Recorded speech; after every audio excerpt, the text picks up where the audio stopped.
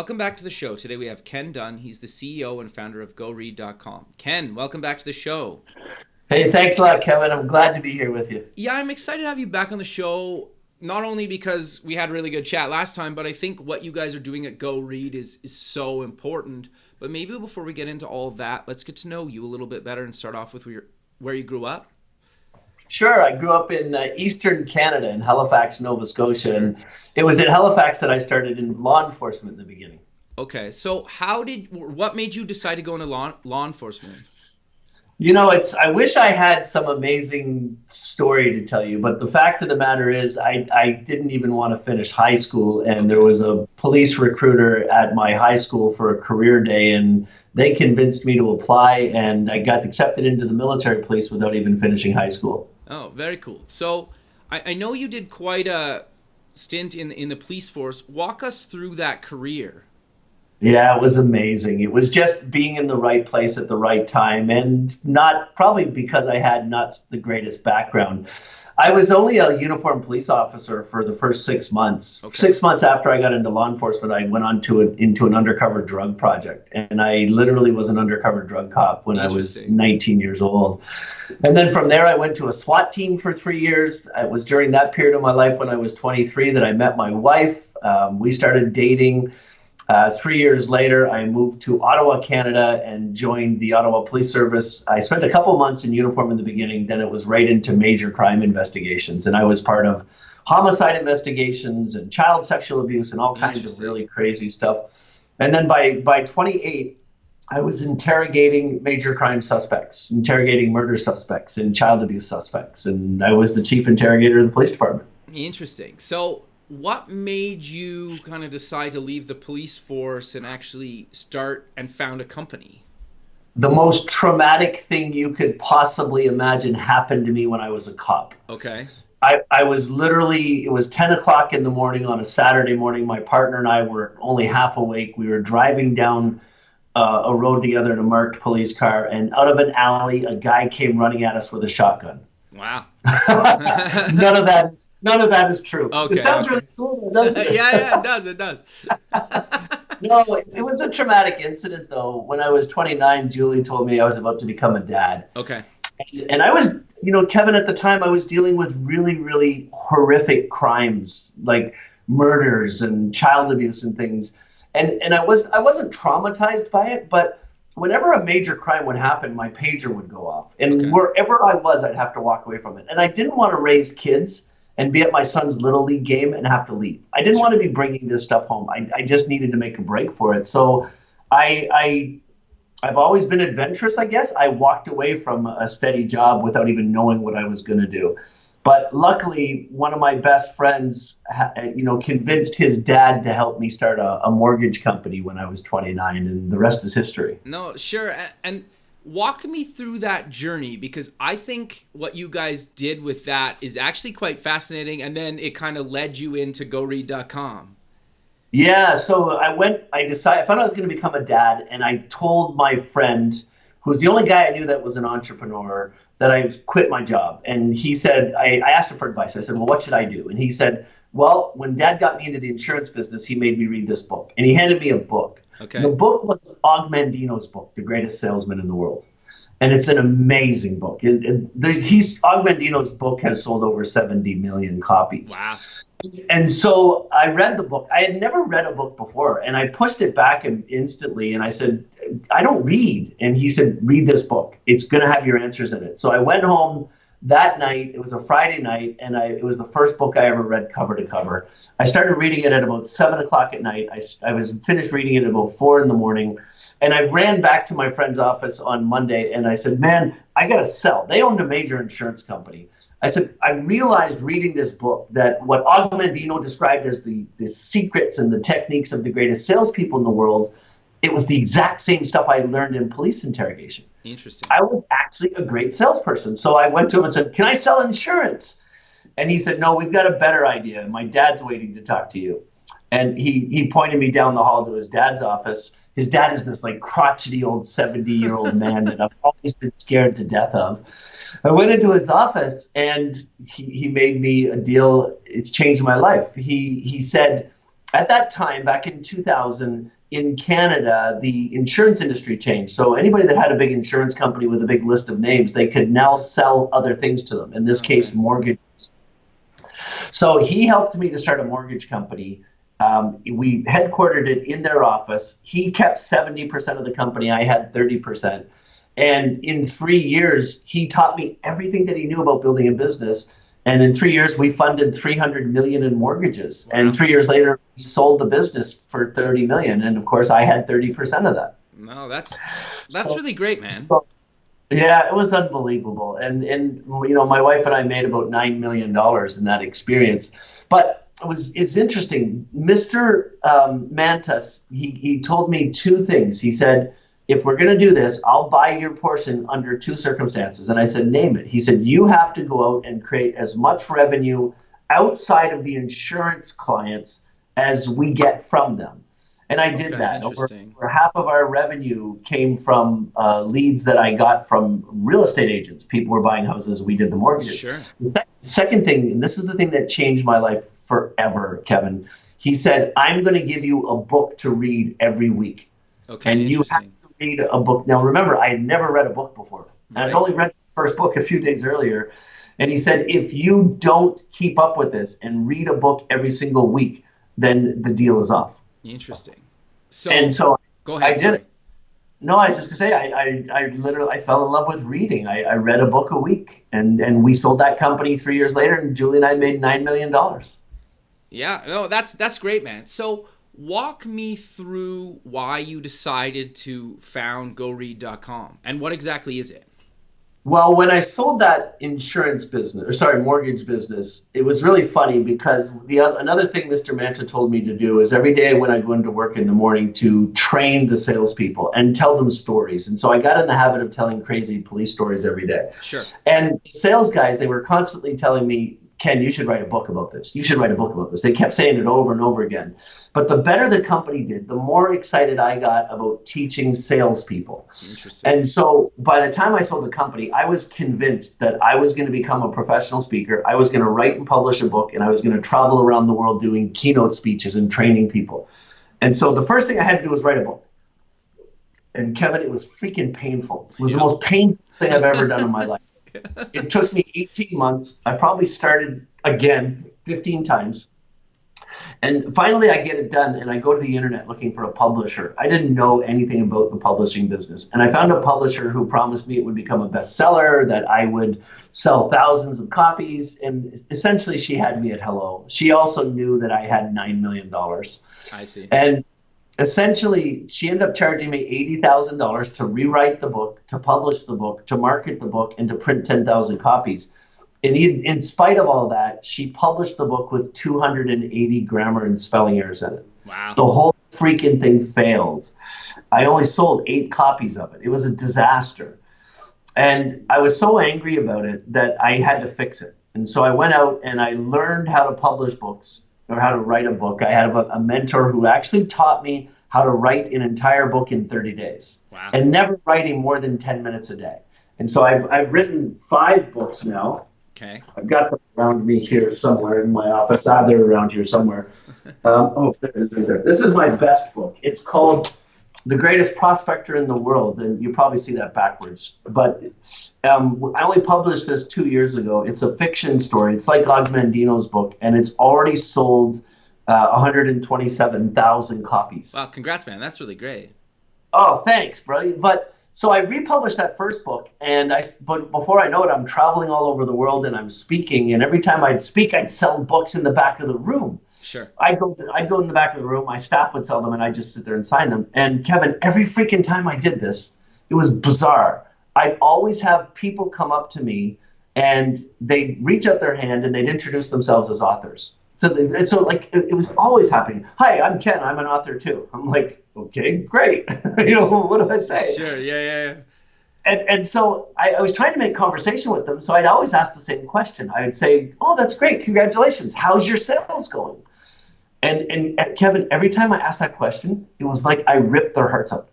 I don't remember one time that the answer wasn't, it's not going well. I can't figure it out. Nobody's buying my books. And so naively at first, I thought well, maybe they just don't know how to sell them. I should start a publishing company and help people learn how to sell their own books. Okay. And so first I started a publishing company in 2008 called Next Century Publishing. And we started self-publishing books and helping authors. And I started teaching a lot of skills around how do you sell books, a lot of really innovative stuff, but the authors wouldn't do it. Interesting. And I found that what I realized is authors don't want to be marketers. Yeah. They don't want to learn. They just want to write and sell books, right? And so I had to figure out a better way to do that. And so when I started looking at, okay, so what's an author really looking for? An author just wants to connect with readers. An author wants to build a following of readers who will buy the books. So I started really thinking deeply about how can I make that happen. And at the same time, I'm growing this pretty significant following on social media.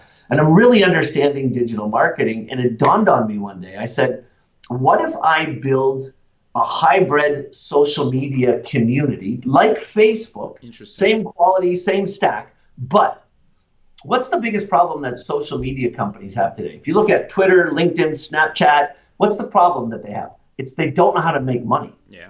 Twitter has never been profitable. They've spent billions of dollars. They've never made money.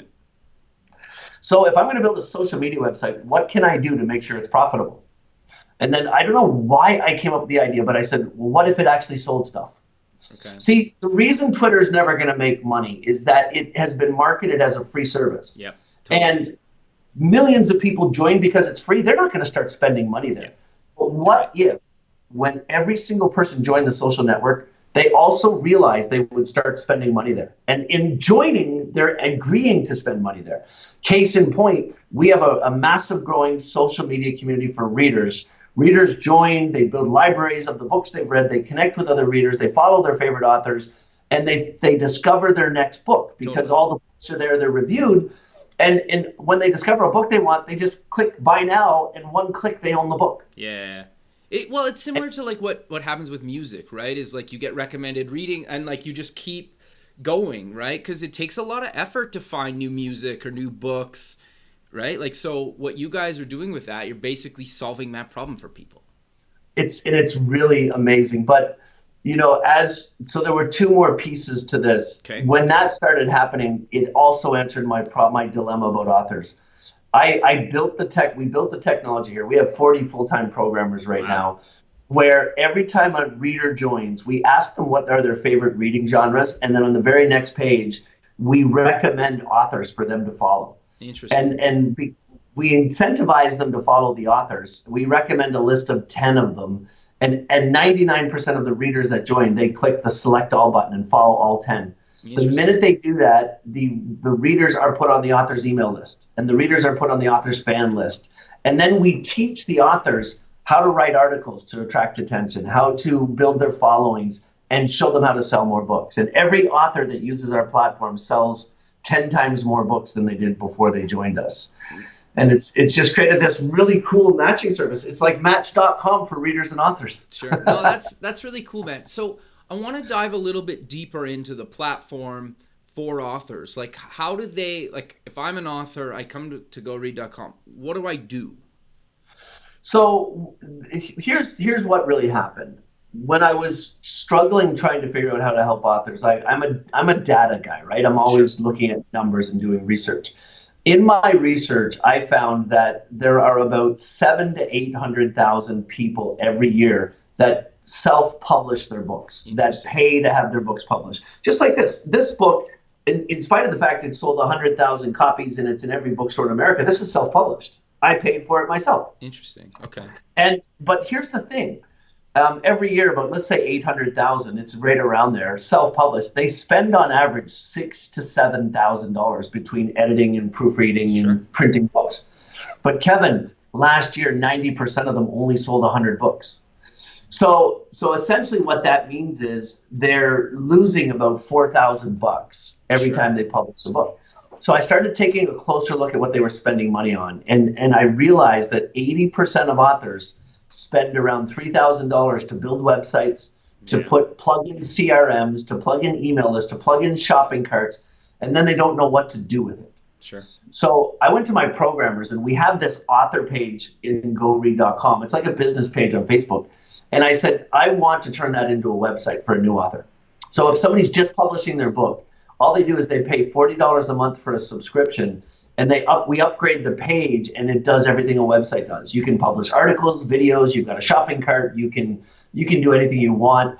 And we actually take about 20% of the subscription revenue and 5% of all the ad revenue, and we put it in a pool that we give to the authors that write articles. Interesting. So 90% of the authors who use our system, they pay $40 a month, but they earn $500 a month. Interesting. Okay. So think about that. On an annual basis, they're earning $6,000. They're completely eliminating all of the publishing expenses. We have now made publishing a book a profitable experience for 800,000 people per year. Wow, that's really great, man. I think it's great, and like, I know kind of the pain of that an author goes through. Like, I wrote a tech book a number of years ago, and like, it is a lot of work, right? And so man. just having like a platform to kind of bridge that gap, right, is huge, right? So Absolutely. You guys also have a children's literacy foundation, which I think is super important. I think very few people would disagree with that. But what exactly are you guys doing with children's literacy? So again, on a layover in an airport, I went down another rabbit hole, and I started studying children's literacy statistics. Okay. Because I realized, looking back now, 15 years after I read that first book, I read a book every single week, and I realized the impact that those books have had on my life. I own a company today that has, first of all, we've raised over $9 million from investors. Congrats, man. That's great. We have 70 employees. We're doing, right now at the time of our conversation, we're doing just over $500,000 a month in revenue, but it's growing by 20% per month. It's beautiful to see. But I didn't even graduate from high school. Everything about running this business, I learned reading books. Books have had a tremendous impact on my life. So when I looked at the statistics, Kevin, it broke my heart. Did you know that in America, 12% of kids who graduate can't read? Wow. It freaks me out. I can't comprehend that. How do you graduate without being able to read? They're being pushed through the system, and it's disgusting. It's absolutely disgusting. Now, here's what's even worse. 18% of kids never graduate. So the U.S. government says it's actually about 30 million Americans today cannot read a single paragraph. Wow. That's 30 million. And for years, people have been trying to figure out how to fix this. But I realized that if we were going to build the largest community in the world of readers and authors, bringing them together, let's do something to help kids. So we started the Go Read Children's Literacy Foundation. Now our company is being called the Tom's Shoes of the book business. Interesting. Because we're selling thousands of books a month. And every book that is bought on our website, we match it and give a book to a kid. That's very cool. And we have what we call Go Read Days, where we partner with schools, and we literally send authors to schools, and our charity buys the books from the author and then gives them to the kids. So we're trying to inspire kids that way. And the foundation also operates a bursary fund. So once a year, any organization in the world that's a grassroots organization that's mandate is to help eliminate illiteracy in kids, we give those companies money to help them. Okay, very cool. No, I think that's really great what you're doing, because I think, well, I find like I never considered myself really a strong reader kind of growing up. But I think even just the last maybe few years, like I'm 35 now, just so you have some context.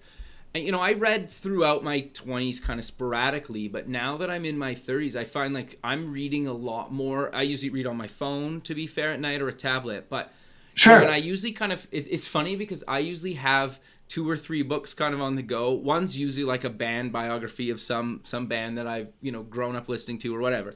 And then one's usually like kind of like a business type category. But like I find just having a few books in a different category on the go helps me kind of read, maybe 4 or 5 plus nights a week, even if it's only for like a half hour, right? Totally, and so I think I think as you get older, I think people just you're right. Like I've learned a ton just reading about something that I wasn't even trained in, right? And it's not complicated reading either, Kevin. Here's an example. This is the book I'm reading right now. I bought it last week in an airport, and I'm about a quarter of the way through it. Okay. It's called Shoe Dog. It's Phil Knight's biography, his memoir on how he built Nike. Sure. And it's freaking really interesting. He tells all the dirty secrets in this book. But as I read through this book, I'm getting new ideas for my business. Totally. I'm getting new thoughts. I'm getting new ideas about my health. And that's what reading is all about. It's just giving you a better way to learn through experience. Well, and the other thing too, I think Amazon does it with Audible, and I don't know if the Kindle Reader app does, because I usually use the Google Play Books app to read sometimes. But some of those apps will actually read the book to you, right? Do you guys do some of that yet? Yeah, we're actually adding ebooks to our platform in September, and we're adding audio books in December. And in January of next year, we're going to be the first company in the world that sells all three in a bundle, audiobook, ebook, and physical book, at the price of the physical book. Interesting. So you buy the physical book, we're going to give you the audiobook and the ebook for free. Interesting. And the thing that I like, why I mention that is I think if you're not necessarily a strong reader, but you want to get better, you can have the book like read to you while you're like following along. Right. Which I think is interesting, right? And I think could potentially really help a lot of people out, especially even kids just growing up, right? Where when I was going to school, you didn't really have that luxury. Like nobody read the book to you, or like digitally read the book to you, right? Absolutely. You're absolutely right. So we're sadly coming to kind of the end of the show, but where can people get more information about you and Go Read? Really simple, goread.com. Right on the homepage, there's links to learn more about the author program, our charity. If you're just interested in reading, join our community. It's all right there. Perfect, Ken. Well, I really appreciate you taking the time in your day to be on the show again, and I look forward to keeping in touch with you, and have a good rest of your day. You too, my friend. Take care. Thanks. Bye. Bye-bye.